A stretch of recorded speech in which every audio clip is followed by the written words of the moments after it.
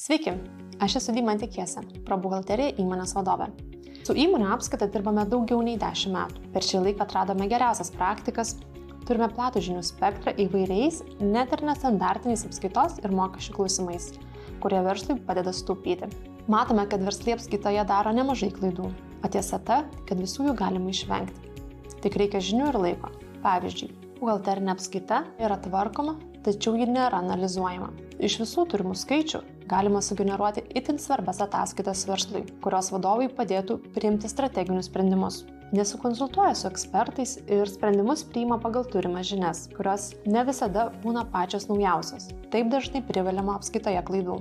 Nėra pasitelkiamos efektyvios apskaitos programos ir tinkami įrankiai, kurių pagalba galime optimizuoti daugybę apskaitos procesų ir sutaupyti begalės laiko atliekant perteklinius ar pasikartojančius darbus. Šios klaidos, jeigu ne finansiškai, tai laiko atžvilgiu kainuoja labai daug. Todėl kviečiu Jūs į nieko neįpareigojančią asmeninę konsultaciją su manimi, kurios metu peržvelgsime Jūsų įmonės apskaitos situaciją ar poreikius ir papasakosiu geriausias praktikas.